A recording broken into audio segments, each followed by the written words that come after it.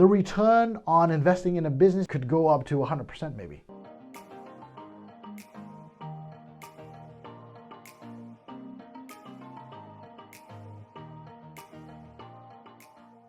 Hey, what's up you guys? This is Lukas here from excelwealth.com. Good to see you that you joined in today, because in today's video, I would like to talk to you about how to actually invest your first $1,000. So, okay, let's pretend that you made your first $1,000 on your bank account and okay, I've saved it up all. Now I want this money to start growing over time. Because in the end, when you do a job, when you work for an employer, what happens is you put in time, you put in your skills, and at the end of the month, when you've worked a lot of hours, you get paid by the end of the month for all the work that you've done.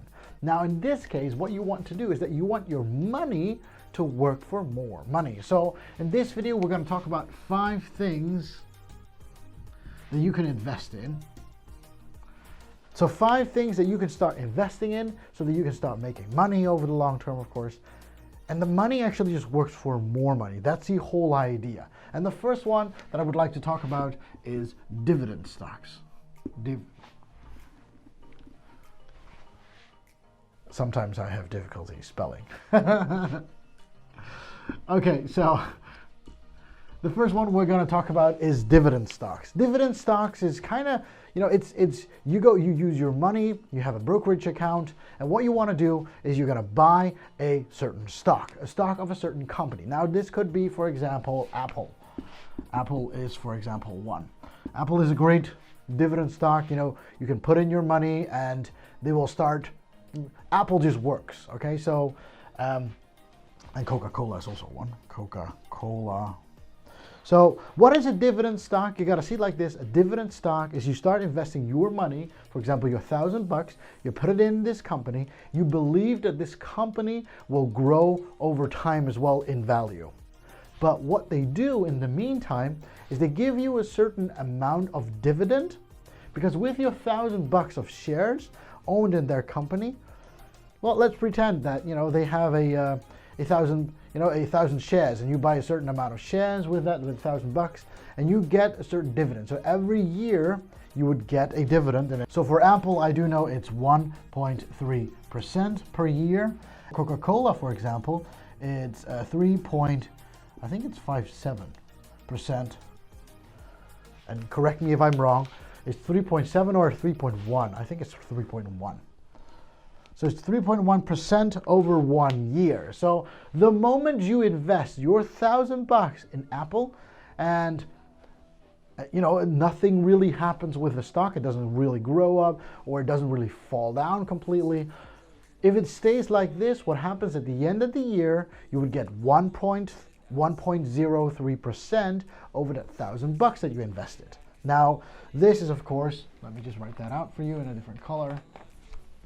So in this case, of course, this is rather simple. This is about 10, it's $10. It's $10 over 1 year. But in most cases, dividend stocks kind of pay out every quarter of a year.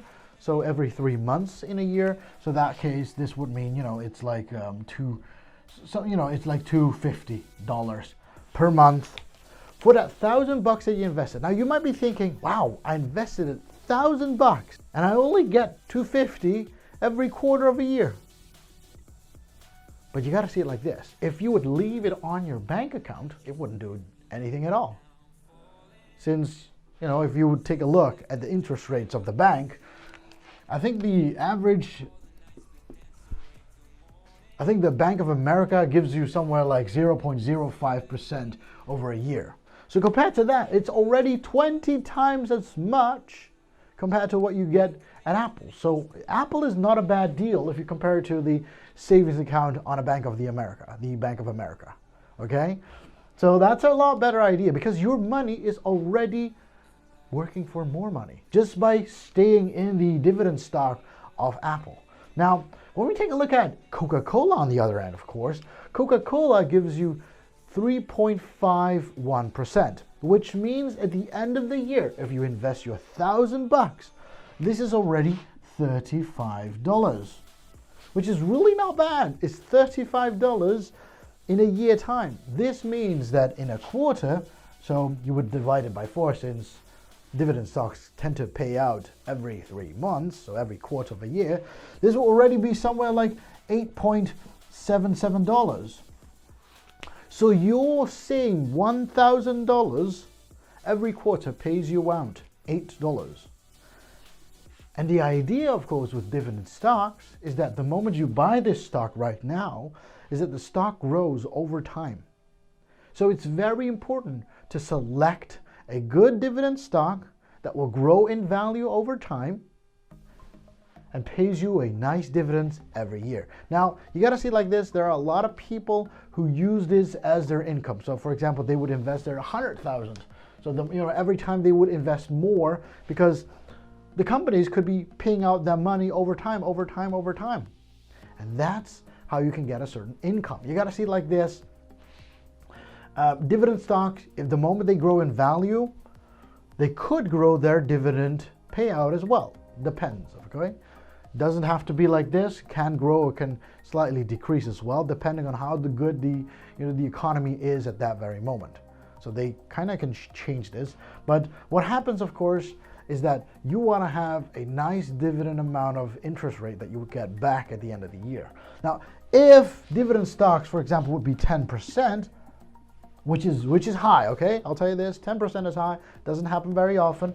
But the moment your dividend stock pays out 10% per year, that means in 10 years' time, you've got your initial investment already completely back. What happens then, of course, is all the years after, you don't have any risk anymore. You don't have any risk in it anymore because you're, after 10 years paying out 10%, your initial $1,000, your initial 100% principal that you put in has been paid back, and all the years after, although your stock is still yours, the shares are still yours, you still get paid out every year. That's a great idea, of course. Now, in Apple's case, with 1%, that would mean that you would have to wait 100 years to have your initial payment paid back to you.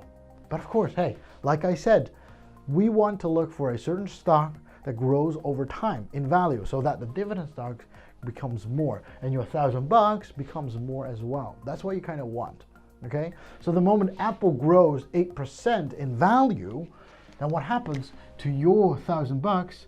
It also grows 8% in value. That's what you got to remember as well, okay?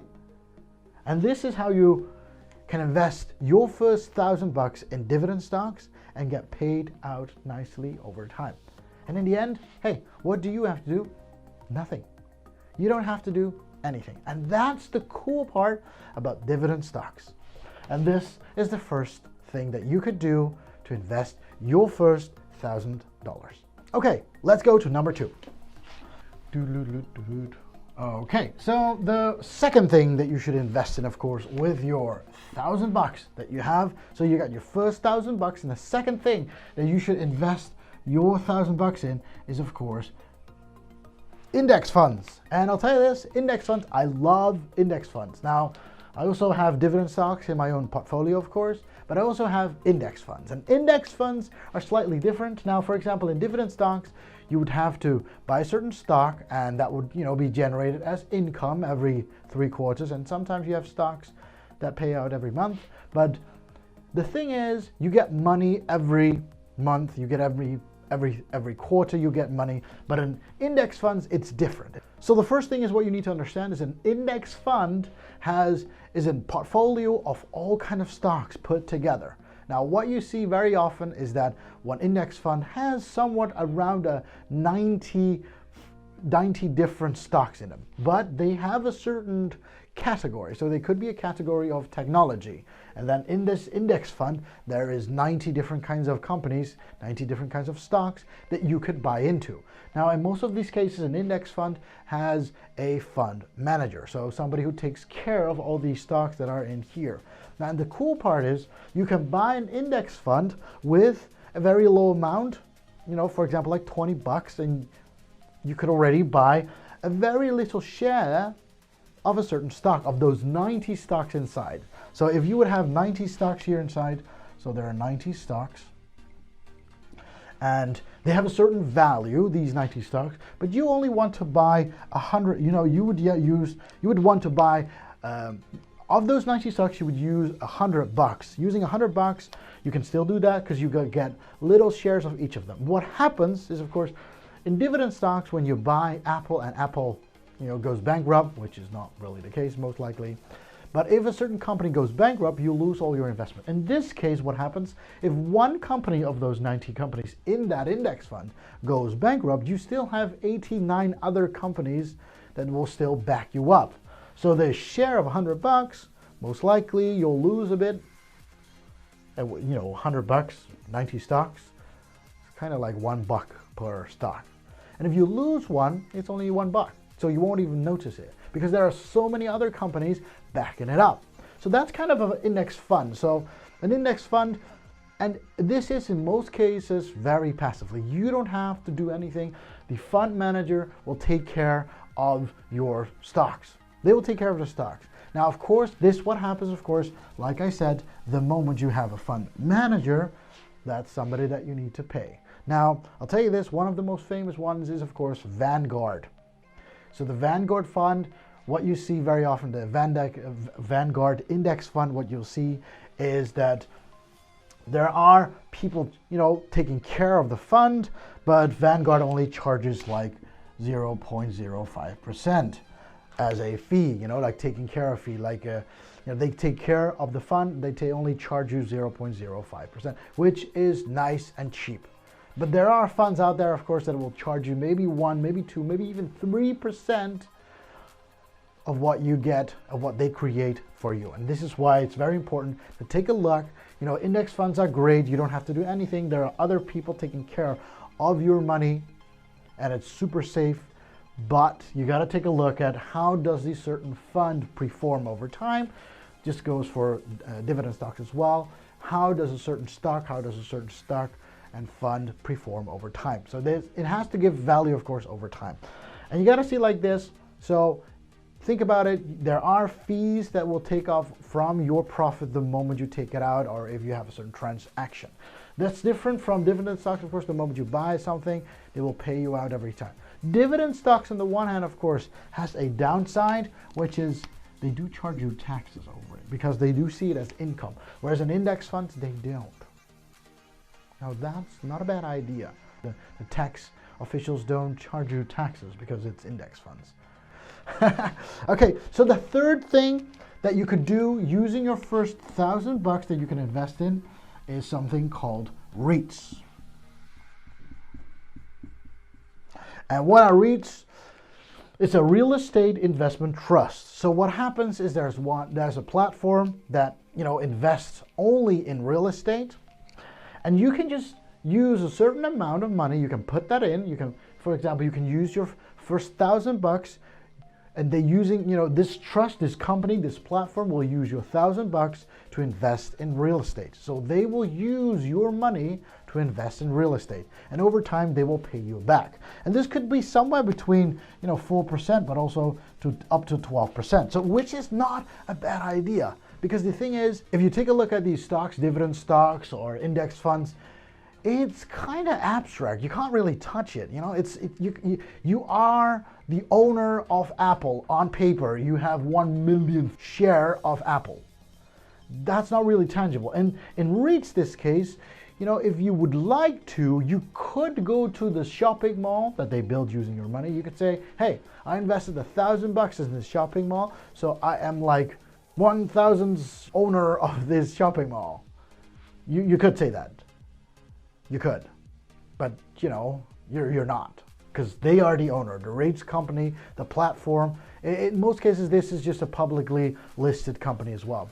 They own the shopping mall, but because you've invested in them using your $1,000, they will pay you back every year, every month, and that depends on what the rules they set for you, of course. But you got to see it like this. This is a first step to owning real estate, because you only have $1,000. Okay, now number 4 is bonds.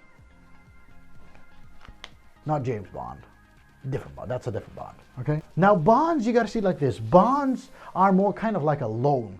A loan from a government, a loan from a state, a loan from a company. And these bonds, actually what happens is that they have a certain timeline. like for example, in 10 years time, we would like to pay you back for the infrastructure investment that you gave us. So we need, for example, $100,000 to fix the infrastructure in your state, for example, and the state gives bonds, a piece of paper saying, I owe you this. And so what you could do is, of course, you can use that $1,000 to invest in a certain bond. And a bond, you got to see it like this: dividend stocks, index funds, safety, 100%. Is there a 100% guarantee that you would get your money back? The answer is no. Because, if a certain fund or if a certain stock, does a real bad job, you have the risk to lose your money. Whereas in bonds, this is 90% of the time, 95% of the time, not the case. Bonds are super safe. Bonds are a real good job, but the thing is with bonds is that the paying out rate is somewhere between 1 to 3%. If you want to have a safety thing, bonds are your thing. But if you want to have your money grow over time, then dividend stocks can grow in value, index funds can grow in value, REITs will give you a high return, but bonds will not grow in value, not for you. Infrastructure that they've built, they just use your money, you loan them money and you're just being paid back with a certain interest rate over a certain time. That's it, nothing else. The moment they paid it off, it's gone. You got to pay a new one. And that's the thing with bonds. It's super safe, but it doesn't grow your money over time. So depending on what stage you are in your life, so if you're in your 20s, bonds are not really the thing. If you're in your 50s saying like, I just want to have a safe, nice little income that comes back every year because, I have a little bit of money left, then bonds is your thing. So it really depends on what kind of phase you are in your life. Okay, and the last thing that I want to talk about in this video is, for example, things like YouTube. Now, I'm calling it YouTube, but actually you see it like business. This should be seen as business. This is an E, by the way. So you should see it like this. So the moment you start investing in your business, that's the fastest revenue that you can get. There is a risk, of course. If it doesn't work out, you spend a lot of money, you spend your $1,000, buying good equipment, buying a microphone, for example, buying a whiteboard like I did as well. You can buy all the things, but if it doesn't work out, then you've risked all your $1,000 and it doesn't get anything. But if it does work out, you can get high returns. Now, in my case, getting a good mic has given me the ability to shoot a lot of good videos right away because audio is a very important thing. The return on investing in a business, in your own business, could go up to 100% maybe in a year time. That's something really dependent on yourself. But if you want to start investing, dividend stocks and index funds are a great way to get started, get an average, not average to a high return. REITs are a good return, but bonds are a slow return. But hey, it's a good way to get started and it's nice and safe. And of course, there is a way to invest in businesses. Actually, these are the 5 things that you could absolutely invest in with your first $1,000. If you like this video, of course, be sure to hit that like button because YouTube likes algorithms like that if you hit the like button. If you haven't subscribed to this channel yet because you're new, be sure to hit that subscribe button. And if you want to be notified for every new video, be sure to hit that bell icon as well somewhere here up here. Hey, I thank you very much for watching. Be sure to come back again next time because I've got a lot of cool videos about investing, money, and of course, real estate. Thank you very much, and I'll see you on the next video.